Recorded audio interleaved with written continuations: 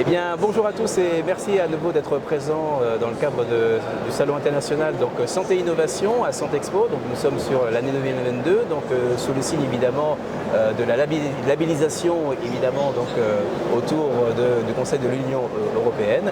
Et nous avons le plaisir aujourd'hui de recevoir le professeur Philippe Colomba. Bonjour cher professeur et merci d'avoir accepté de venir participer à cette interview.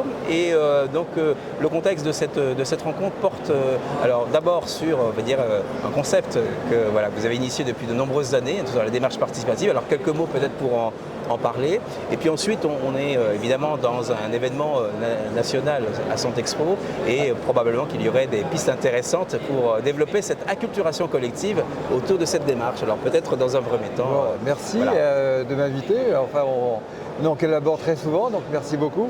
Je vais peut-être très rapidement reparler de la démarche participative. Donc la démarche participative, c'est un modèle d'organisation de services qui existe depuis 30 ans, puisqu'on a fêté ces 30 ans ce week-end, et qui repose sur plusieurs composantes d'organisation qui sont les staffs pluriprofessionnels où tout le monde est présent pour déterminer un projet de prise en charge globale du patient personnalisé. La deuxième chose, c'est la formation interne aux équipes. Le troisième composante, c'est les staffs de débriefing en situation de complexe. Et Dieu sait que ça existe en particulier dans le domaine de la cancéro, dans le domaine de la rééducation, etc. De la gériatrie aussi.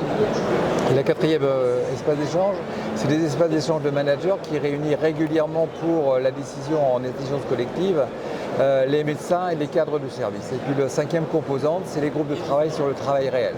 Donc tout ça, ça existe depuis 30 ans, c'est obligatoire depuis 2004, c'est une mesure d'accréditation de la V2010 et malheureusement, c'est pas très encore répandu, à peu près, je dirais 20 à 30% des services, bien que ce soit obligatoire, et c'était repris dans la circulaire Clarisse de 2021. Alors, par rapport à ici, d'abord, moi je fais la troisième fois, je crois que je viens, et c'est vrai que c'est assez impressionnant ce nombre de participants. Et il est clair qu'il y a tous les participants qui sont nos partenaires. C'est-à-dire qu'il y a les CHU, il y a le HESP pour la formation. Cet après-midi, j'interviens à l'ANSIM pour les cadres de santé. Donc je crois, parce que globalement, les facteurs de réussite, c'est quoi? C'est premièrement avoir du temps. Donc il faut effectivement donner du temps. Et pour ça, il faut créer des postes pour que les gens puissent se réunir. Et la deuxième chose, c'est le management de proximité. Et pour faire du management de proximité, il faut être formé. Et donc ici, il y a tous les partenaires de la formation, clairement. Alors comment sensibiliser du coup les acteurs qui sont à la fois, j'imagine, lorsqu'ils comprennent la démarche, ils en sont convaincus, on ne peut qu'adhérer à cette démarche. Comment expliquez-vous la difficulté finalement de sa mise en œuvre, malgré tous les instruments à la fois administratif, de pilotage, d'incitation. Alors voilà, en quelques mots, compte tenu de la... C'est une bonne question, merci de me l'avoir posée. Compte tenu du contexte évidemment de la crise sanitaire où devient quand même assez impérieux. Je vais vous surprendre très fort sur la crise sanitaire.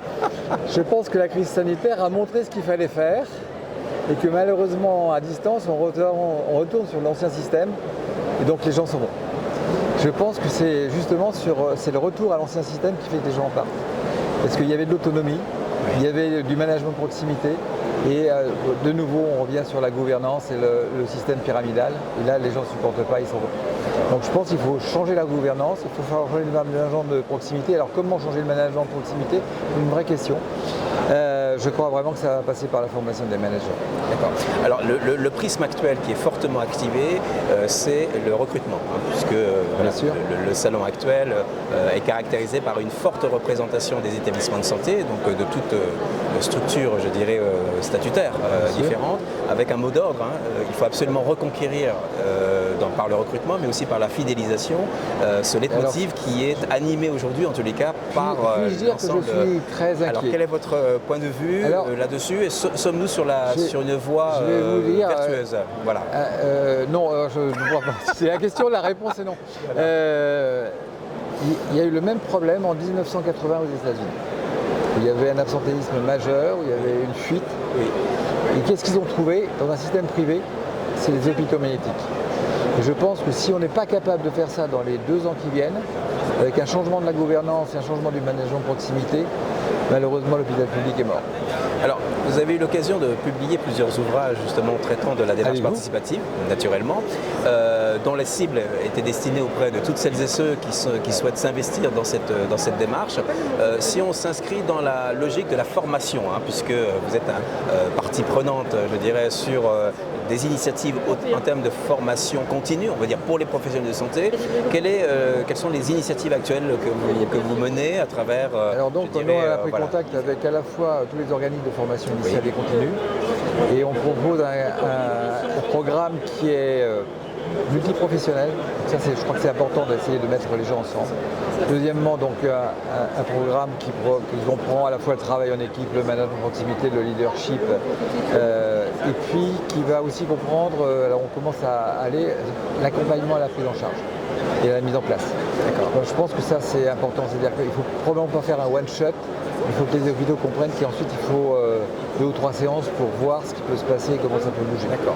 Alors sans vouloir, je dirais, faire le plébiscite de certains établissements qui se seraient mais il y en a déjà, approprié cette démarche, mais sur le plan territorial, est-ce que vous pourriez situer peut-être soit des régions, des zones ou des entités qui...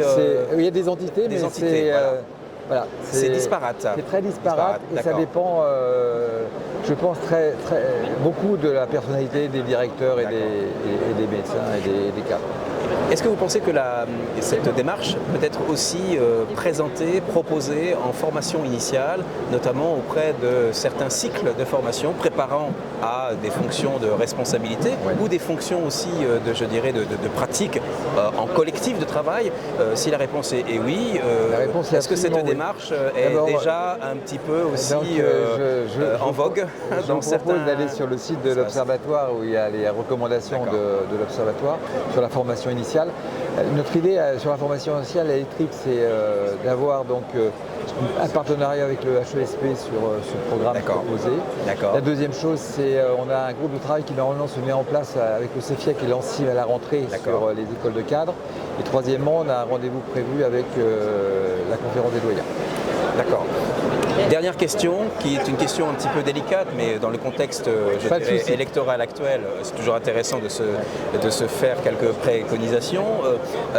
Dans quelques jours ou dans quelques heures sera nommé un nouveau responsable, en tout cas en charge évidemment des politiques de santé, donc en l'occurrence au ministère des Solidarités et de la Santé.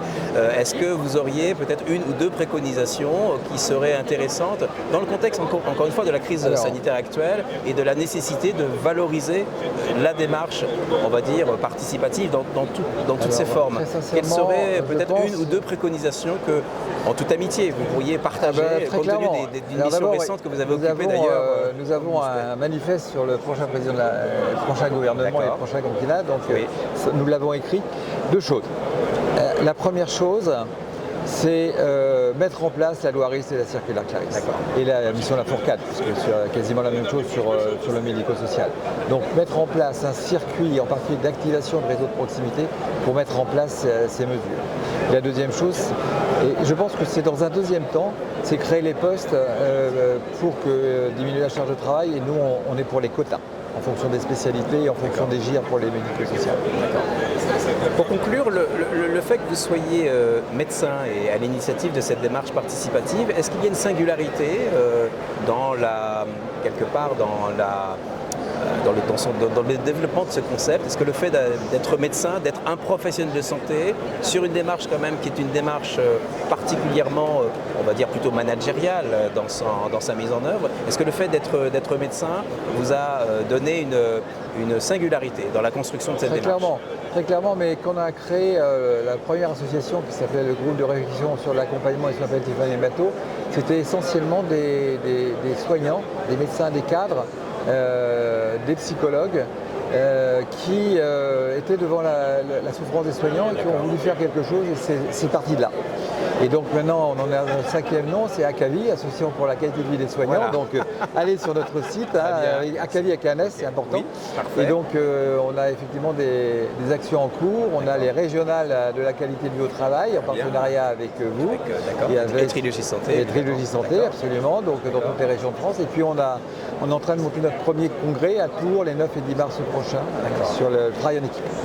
Écoutez, en tout cas, merci infiniment pour cette présentation globale avec je dirais, toujours cet engagement et puis surtout cette diffusion quelque part sous toutes ses formes auprès des acteurs de santé. Et puis évidemment, nous sommes à Santé Expo, donc c'est l'occasion aussi quelque part de redonner encore les lettres de noblesse de cette démarche. Et puis souhaitons évidemment que pour les années à venir, dans le contexte de recrutement massif, puisque c'est un peu l'enjeu actuel, qu'on puisse arriver à cette juste combinaison autour de la qualité de vie au travail, avec évidemment de meilleures conditions d'exercice professionnel en collectif. Écrit là-dedans aussi. Et bien sûr, et pour lequel on a eu l'honneur et le plaisir, évidemment, de lire un chapitre consacré sur cette démarche, et avec bien sûr tous les contributeurs de cet ouvrage.